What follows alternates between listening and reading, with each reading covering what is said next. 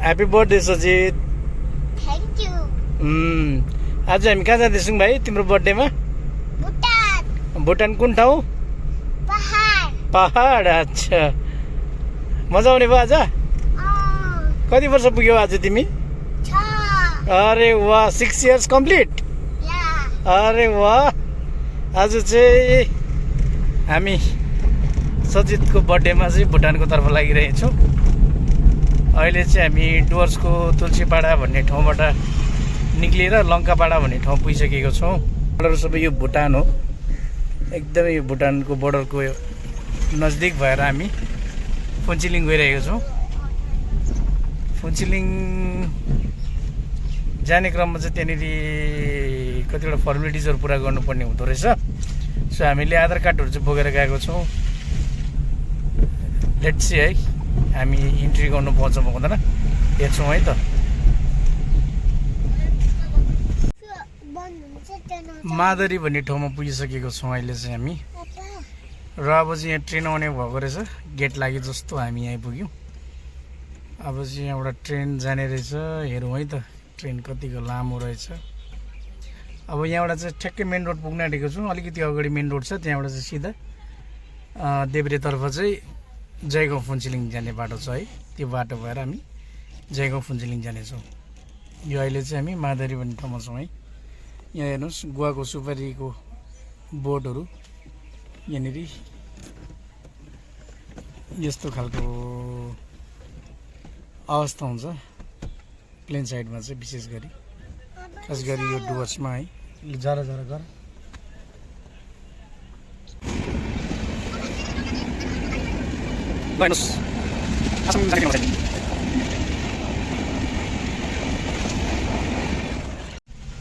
So finally हामी चाहिँ अहिले जयगाउँ पुगिसकेको छौँ।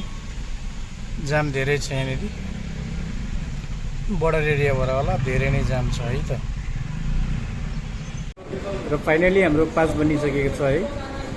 अनि खासमा चाहिँ त्यहाँ आधार कार्ड सँगसँगै नानीको बर्थ सर्टिफिकेट पनि ओरिजिनल माग्दो रहेछ। मैले त जाने बित्तिकै, अनि आज मेरो छोराको बर्थडे हो, म हजुरको देशमा घुम्न आएको छु, म यति टाढोबाट आएको। सो हामीसँग चाहिँ अहिले डकुमेन्टको नाममा चाहिँ आधार कार्ड मात्रै छ भनेको थिएँ। कसको बर्थडे हो भने अनि मेरो छोराको भने ह्याप्पी बर्थडे भन्ने उसलाई। अनि त्यसपछि उहाँले त्यो पास चाहिँ मतलब इजिली बनाइदियो है। खासमा चाहिँ हुँदैन अरे, तर जानुहोस् भनेर उहाँले छोड्नुभयो। सो अब चाहिँ हामी आफ्नो गाडी लिएर भुटानभित्र घुम्नेछौँ है। त्यो सस्पेन्सन ब्रिजहरू छ के छ है, त्यो सबै घुमेर फर्किनेछौँ है त। हामी चाहिँ अहिले भुटानभित्र छौँ, फुन्चेलिङभित्र होइन। अब यहाँबाट चाहिँ 5 किलोमिटर माथि करबन्दी मोनेस्ट्री छ। करबन्दी मोनेस्ट्रीको पहिला दर्शन गर्ने, किनभने यहाँनिर आज बर्थडे बोय छ। यहाँ बर्थडे बोयको मेन आज उसको लागि दर्शन गराउने हो। सो अहिले चाहिँ हामी जाँदैछौँ करबन्दी।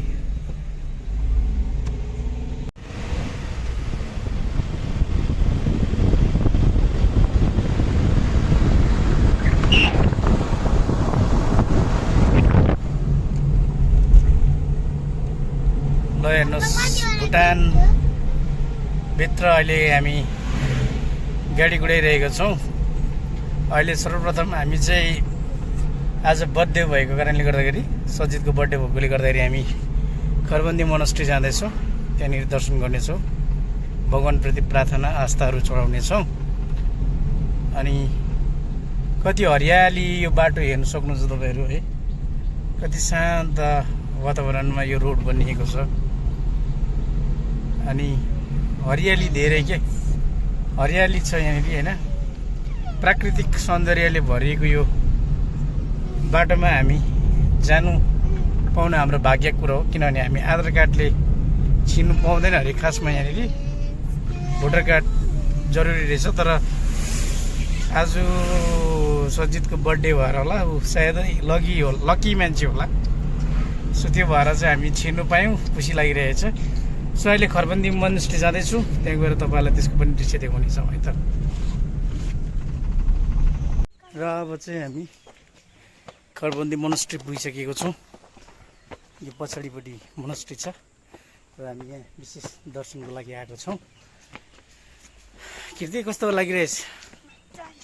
हाँ मजाको छ अम्, राम्रो भइरहेको छ मुली फेरि चढेर चढेर मजा गले गल्यो गल्छ नि राम्रो ठाउँमा पुग्नुको लागि त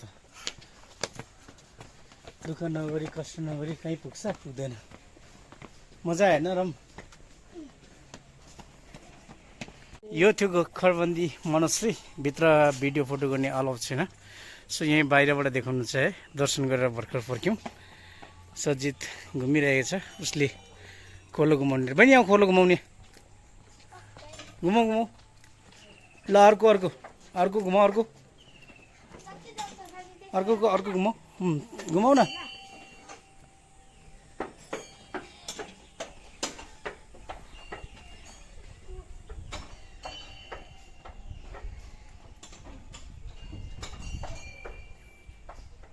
ल कीर्ति अब चाहिँ हामी एउटा ब्रिज रहेछ यहाँनिर सस्पेन्सन ब्रिज त्यता गइरहेको छौँ फुन्चेलिङदेखि लगभग त्यो 5-6 किलोमिटर टाढोमा रहेछ सो त्यता गइरहेको छौँ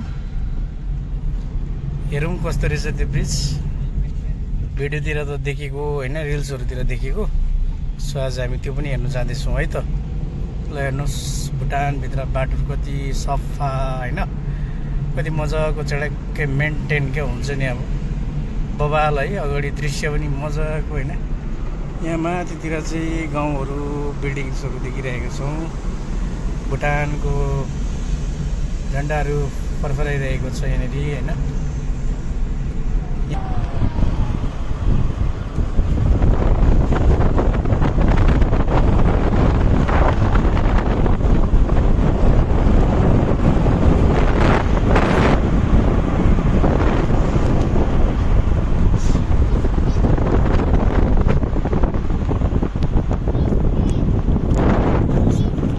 फाइनली हामी फेरि यो सस्पेन्सन ब्रिज पुगिसकेको छौँ ल हेर्नुहोस् मेरो नानीहरू जाँदैछ सस्पेन्सन ब्रिज